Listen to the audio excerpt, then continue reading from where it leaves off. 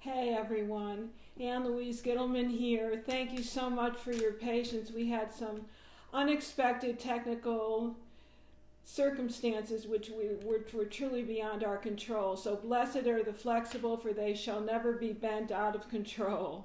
That's my motto these days. You just gotta flow with the wind. So now we're going to be talking about all things autoimmune. Are you ready for all things autoimmune? If you are, give me a thumbs up, please.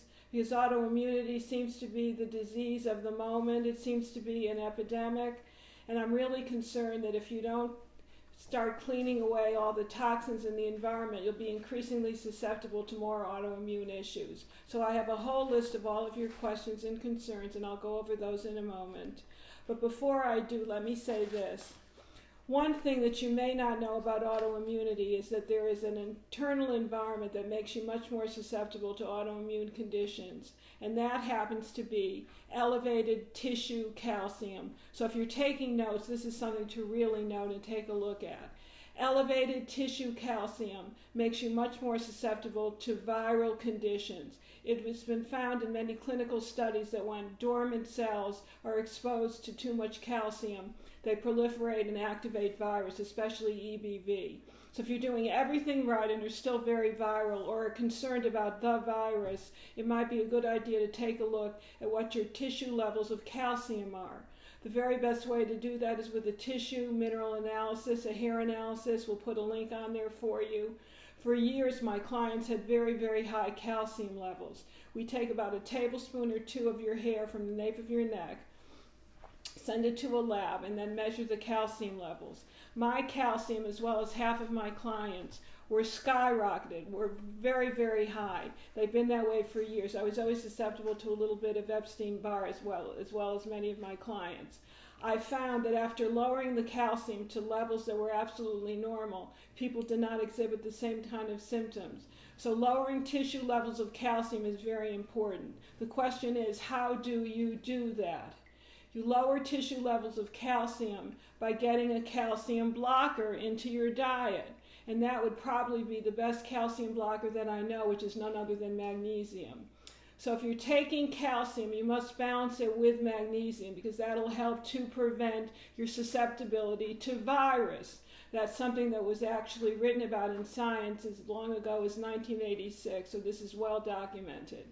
So for every milligram, let's say, of calcium that you take into your diet, you'll need at least 2 milligrams of magnesium. So it could be a 1-to-1 basis or a 1-to-2 basis in favor of magnesium.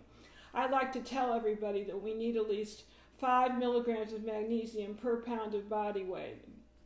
Magnesium is incredibly important in this day and age, not just to fend off high tissue calcium levels that can result in viral susceptibility, but as important as a chill pill to relax the system. It's good for your heart, good for your brain, good for your muscles, good for your elimination. So calcium is the way to go, very important for tissue levels of calcium.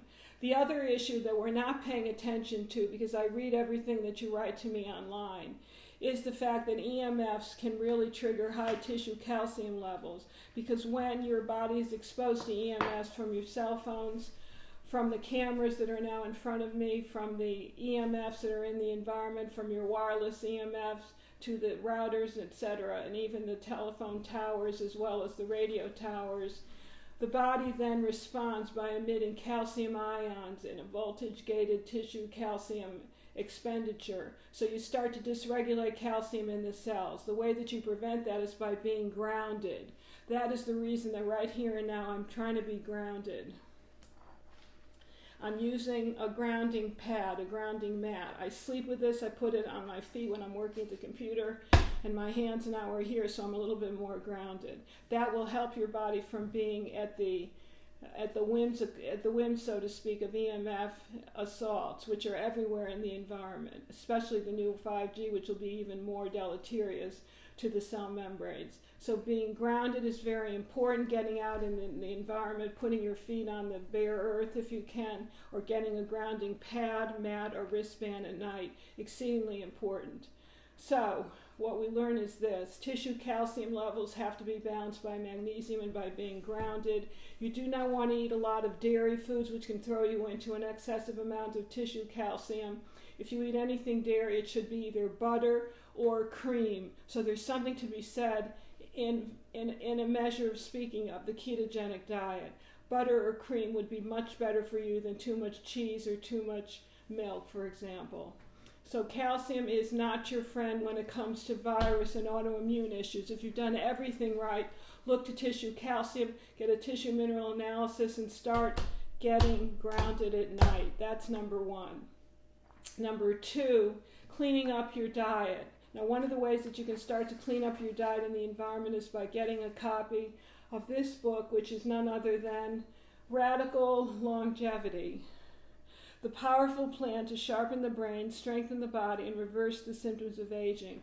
This has a de-aging diet. It gets rid of toxins in the environment, in the air, in the water, and in your body, which then will make you less vulnerable to autoimmunity as well as diseases of aging. We're going to offer you some special handouts if you pre-order today, as well as up till the time when we actually are going to release the book, which is in May. But I want you to get some of these downloads today, one of which is Dental Health Advances. Dental Health Advances to Reverse Aging. We find that there are a lot of dental conditions ranging from problems in the teeth as well as root canal, teeth, and gums that can affect rheumatoid arthritis, a very prevalent autoimmune condition. I want you to get 10 do-it-yourself nutritional assessments to turn back the clock. This will show you what's going on in your adrenals and in your thyroid, for example. And then, of course, the biological versus chronological age test. Go to radicallongevitybook.com, download these today, and we'll give you another little gift certificate for a coupon at unityhealth.com. So we got a lot to cover, my friends. I have all of your questions here because we had so many problems with the iPad. So here we go. Matt, are you ready? We're ready. Okay, first question is Hashimoto's, mesh toxicity. So my good friend Tammy, lots of love to you, Tammy. I'm thinking of you always here in the great state of Idaho. I miss your massages in Texas.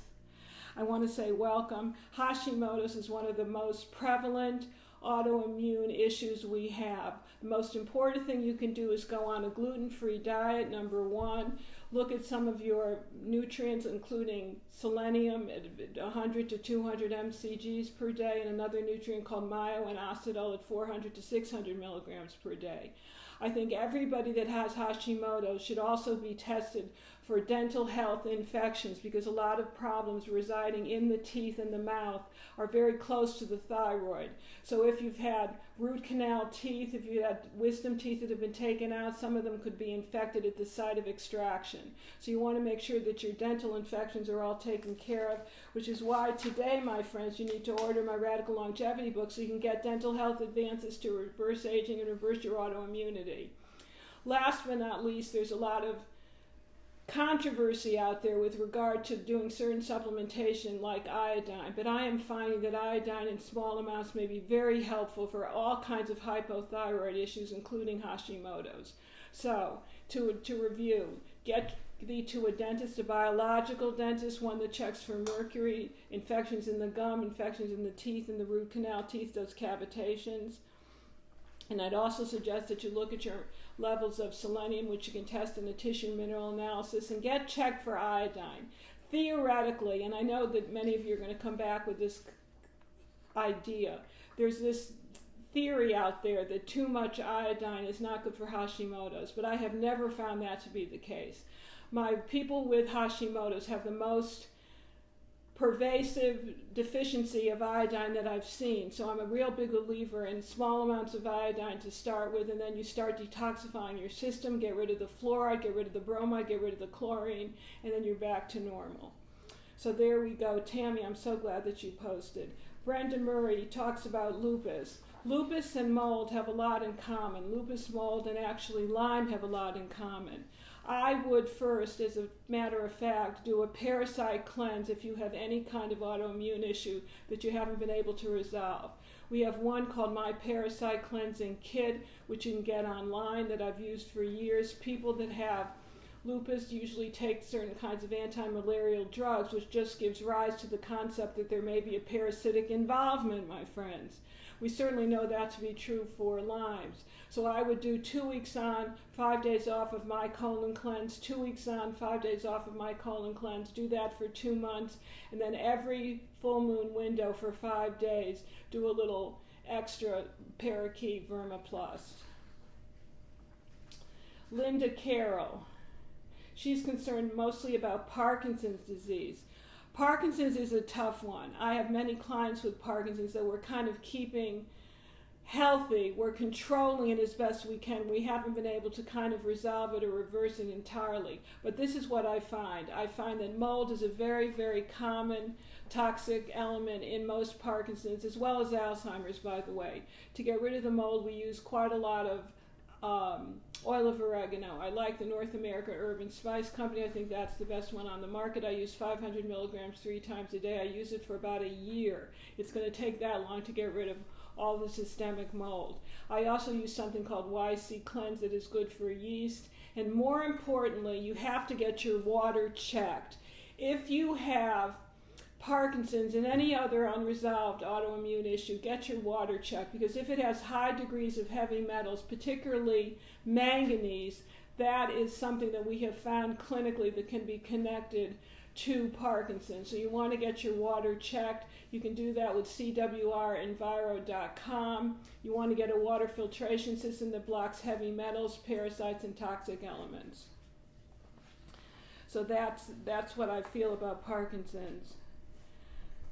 Jen is concerned about chronic fatigue syndrome. First, you do the parasite cleanse. You're going to see that there's a real theme here. You got to get rid of the parasites of everything that we discussed, whether it's mold, whether it's bacteria, whether it's the chemtrails, whether it's EMFs. The most toxic to the immune system are parasites. So first and foremost, you do a My Colon Cleansing Kit, which I developed over 20 years ago with the Unikey founder, James Templeton. You do that as best you can, because what we're finding with chronic fatigue is that there's a correlation between chronic fatigue and a particular kind of parasite, which is known as Giardia. Get rid of your parasites, get rid of your protozoa, get rid of all the uninvited guests, and then your body can start healing. So that would be number one. Number two, adding the right amount of magnesium, which, as I mentioned previously, I'll mention it again, is 5 milligrams per pound of body weight. Now, a lot of what I'm saying is simplistic, because I just want you to get some nuggets of wisdom here, nuggets that I have gleaned for over 40 years. What I'm telling you is something that you may not have heard elsewhere, because I want to add to your body of knowledge, just rehash what everybody else is saying out there. So having said that, Maria says her C-reactive protein test, which showed inflammation, which is the most important thing now. So if there's some sort of systemic inflammation, you want to be on an anti-inflammatory diet, as everybody should be in this day and time.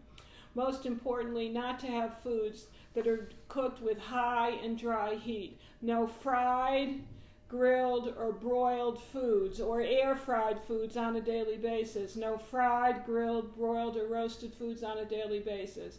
They're very high sources of something called advanced glycation end products, AGEs, which will make you sick and will age you before your time. And there's a whole chapter in this wonderful new book called Radical Longevity, which discusses how to prepare your foods, how to detoxify them, and how to eat them in the proper combination. So you're going to want to make sure that if you're at all going to be doing any grilling over the summer, that you carefully marinate. Do not eat foods that are not marinated. In the marination process of some sort of acidic element like wine or lime juice or lemon juice, you can add a few anti-inflammatory herbs, the best of which are rosemary and thyme. That'll reduce the AGEs amount by about 88% according to clinical studies. So marinate. The best way to cook is slow cooking, low heat, my friends. Slow and low, moist cooking. Braising, simmering, stewing, cooking with maybe some sort of crock pot would be quite lovely. That I'm really in favor of, as well as some of the infrared ways of cooking where you're cooking in clay, like the Ramertopf that I'm so delighted to recommend to you. Now, Dawn says something which I see all the time, and that is psoriasis. Psoriasis is a tough one. Psoriasis was just diagnosed with Graves and was put on a particular medication. Well, I can't give you information about getting on or off any medication because I'm not a medical doctor, but what I can say nutritionally is we have seen over the years, and the clinical studies support that, is with psoriasis or eczema, there usually is a deficiency of an omega-6, which is essential, called gamma-linolenic acid. So remember that, GLA,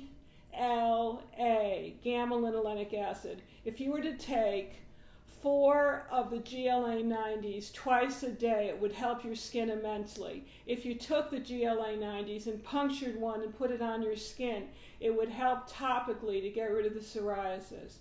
So GLA is the way to go. Skin is very connected to a lack of the right omega-6s, not the altered chemicalized omega-6s that are in commercial seed oils that everybody is telling you not to eat, but not all omega-6s are created equal. So you need the right omega-6s in the right form, and that is the preformed biologically potent GLA. Diagnosed with Graves. So if you've got Graves, that's a hyperthyroid condition. We have to find out why the thyroid is becoming so hyperactive. I would suggest you do a TMA. Let's see if there are any heavy metals, because with heavy metals, the thyroid can go either way. There could be too much copper or chemicals like fluoride, or maybe too much bromide that you're consuming, or even too much chlorine. And then we need to give you some lithium, my dear, nutritional lithium at the amount of 5 to 8 milligrams per day that can actually reduce a hyperthyroid condition. PJ says that she or he be happy to have my fibromyalgia gone. Fibromyalgia is so common in this day and time. The first thing is to make sure that you're reducing your intake of toxins in the environment. No aluminum, no lead, no mercury. We want to make sure that your teeth are completely healthy, that there's no dental infections, because you've already downloaded the Dental Health Advances to Reverse Aging. You'll see a lot of hidden gems in there. And you also want to make sure that you're on the parasite cleanse, because a lot of fibromyalgia has been connected to certain kinds of parasites, including the one-celled amoeba, which is almost like a microscopic vampire. And I've also found that there are other non-toxic amoebas that can get into the joints, get into the muscles, and create symptoms that look like fibromyalgia. So parasite cleansing is exceedingly important for all of these unresolved conditions. You should make it a habit, the way the Europeans do, to do a parasite cleanse at least 2 to 3 times a year. We're eating out or picking up or doing curbside eating these days, because some of you are still in lockdown. You never know what's in the food. If you're eating a lot of raw foods, you don't know if they're being washed properly. If you're a raw food addict, then we don't know exactly what's in the food. If you're a sushi connoisseur, then you could be exposed to parasites. So parasite cleansing is first and foremost for an autoimmune condition. Deborah says she's got type 1 diabetes, celiac, psoriatic arthritis. I was taught many years ago by my mentor, and I think I've told you about my mentor. She was 106 when she died, and she probably died of a broken heart, not any other symptom of old age, quite frankly. But she always taught us that there could be 1 or 2 things connected to type 1 diabetes. One would be a virus condition. The second could be parasitic. So like everybody else that I'm talking about, including the lupus individuals that are posting, as well as those with chronic fatigue and fibromyalgia, do a parasite cleanse, number 1. Celiac, certain kinds of parasites can actually mimic celiac disease, so we've got to get rid of any source of wheat, rye, oats, or barley, as well as any other grain which can cross-react, as well as any kind of dairy food. So there's the elimination diet. Annette has, everybody's got something, my friends. You've got to give thanks if you're healthy. Annette has adrenal fatigue, hypothyroidism, Parkinson's. So we're going to test for heavy metals with Parkinson's. We want to make sure that we can rule out mold, number 1. You can do an oats test with Great Plains Laboratory. We want to rule out manganese, which has been connected heavily with Parkinson's. Hypothyroidism, I think I've given you that information. That would be the iodine first and foremost. I like to go up to 12.5 milligrams per day. Adrenal fatigue, I love pantothenic acid or the adrenal formula. And take some salt. Take good Celtic salt or take a good Himalayan salt or a good sulfur salt, which I can give you information about. My dear friend Cheryl Stetzelberger. Hello, Cheryl. We miss you and we miss Dave. She's got a sturdy, this could interest a lot of you. Let me read this question. I have a sturdy immune system that is overreacted to some viruses. I have had overreactions to the Tdap vaccine. I'm concerned about COVID-19 vaccine and how I might react to it. I don't want COVID-19 nor the long haulers, but I don't want the vaccine to trigger an autoimmune response. Anyone solve this dilemma? Well, you know that the whole concept of taking a vaccine is a very personal decision. So what I think you would need to do is to look at your tissue mineral analysis to see if you've got high tissue minerals in terms of too much calcium, excess calcium, because that makes you more susceptible to every kind of virus. If we can get that level down, we'll be changing the internal environment, which will be changing the disease manifestation. That's what I'm going to tell you to do. Mary Ann, pernicious anemia is not well understood in this country or England. B12 deficiencies are epidemic and people are hurting. I think B12 is where it's at. I'm a big believer in a methylated B12 on a daily basis. I take about 5,000 mcgs per day myself. I'm going to read a few more of these to you, and if Matt says there are other questions, I'm going to handle those in a minute. Lisa, my daughter has alopecia. Oh, and is a hairstylist. It's heartbreaking. We'd love to know if there's anything natural that could help. Alopecia could be an autoimmune disease, as you know. I see a lot of people with high copper levels that have alopecia. So do a tissue mineral analysis, but instead of using hair, because we've got an issue with the hair, you could use fingernails, and we could see if there's a heavy metal implication. I've seen it with mercury, I've seen it with the copper that I've mentioned, and I've seen it also with lead and cadmium. So we've got to rule out all of these toxins that make you much more susceptible to all of these autoimmune conditions. Tiffany has a high histamine level that makes her skin itch, and when she itches it swells up. I think it's leaky gut. High histamine individuals, I have the histamine gene, so I'm very well aware, cannot eat a lot of fermented foods. Fermented foods are good for everybody, but too much of a good thing is not good for those of us that have high histamine or have histamine intolerances. So what you want to do with high histamine is to take a good source of a natural antihistamine per day, which is none other than quercetin, which helps with any kind of cytokine storm. So you take 500 milligrams 3 times a day of quercetin, reduce your intake of fermented foods, and you should be on easy street with that. Tina has a granuloma skin condition. I find a lot of granuloma skin conditions are an example of or a manifestation of a parasitic infestation. I mean, I got into this years ago, ladies and gentlemen, because I was the parasite lady. I then morphed into the fat flush lady, and now I'll be the radical longevity lady. But the reality is that with so much of this, there is so much to be said for the parasitic connection to disease. And I've got something else here that I'm going to look at here. It's for the end, but... Oh. Today was quite a day. We couldn't get online, and now we've got all sorts of little messages, but so be it.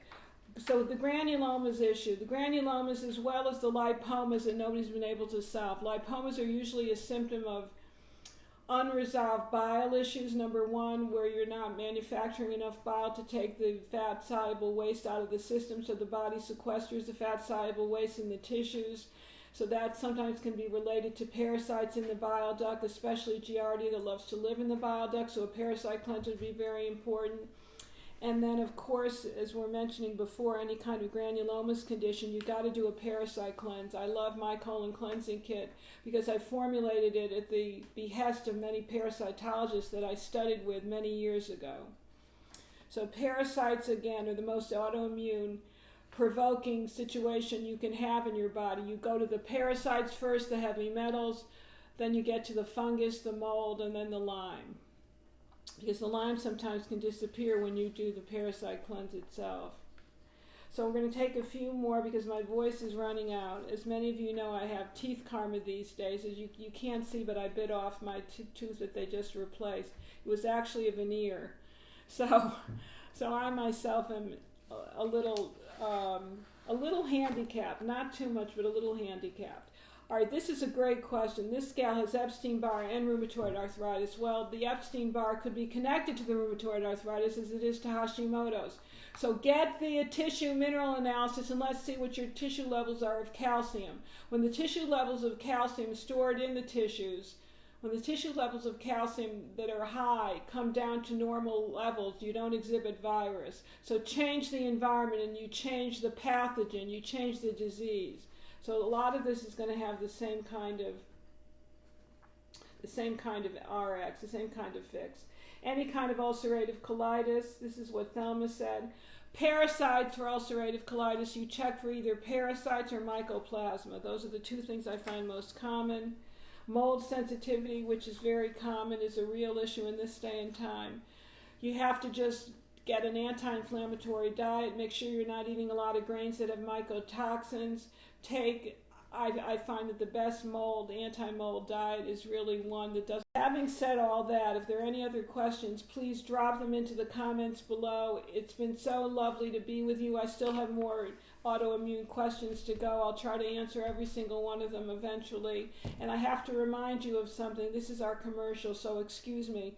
For more information, go to my AnnLouise.com for my podcast. Visit UniKeyHealth.com so that you can get all the formulas that I help to develop. And just know that I love you, and I'll love you even more if you pre-order Radical Longevity today at RadicalLongevityBook.com. See you soon. May you be healthy till 120.